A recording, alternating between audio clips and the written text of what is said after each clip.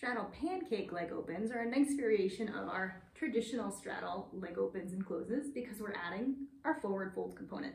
For this exercise, it's going to be helpful to have enough hip flexibility to comfortably have your hands on the floor in front of you, whether you've got your hips on the ground or on blocks. So if you're someone who has a very deep straddle pancake already, you can comfortably get your hands to the floor.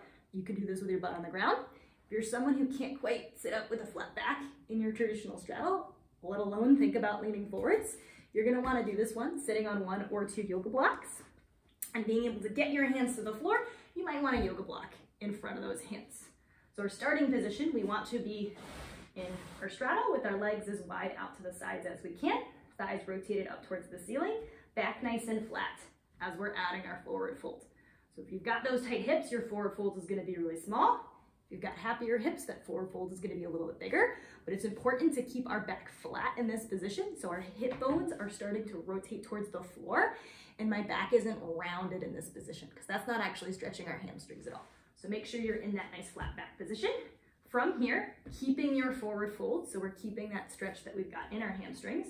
We're going to slide our legs a little closer together and then open them back out to the sides as far as we can. This should feel nice and squeezy in our glutes and in the muscles in the outsides of our hips.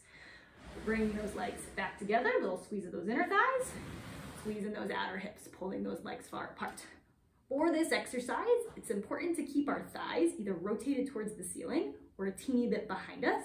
We don't want our thighs to be rotating forwards. That can be a little bit pinchy in our hips, make the thigh bone run into the hip bone and give us a really uncomfortable sensation. So if I do this with my feet flexed, what we don't want to do is lead with our toes. I want to kind of keep my either toes towards the ceiling or toes even pointing backwards if that feels comfortable on your hips. All right, aim for 8 to 12 reps. If you're someone who's got a little bit more of a forward fold, make sure that back is staying flat. You can even add a little bit of an arch. Thighs are rotated towards the ceiling.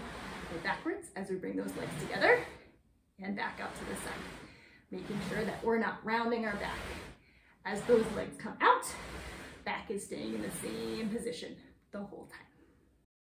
If you want to learn more stretches like this, you should totally check out the Flexopedia on my website. It's a free online library of stretches with detailed how-tos for both passive stretches and active stretches organized by muscle group. You can access the Flexopedia by going to dannywinksflexibility.com/Flexopedia or simply click the link in this video description.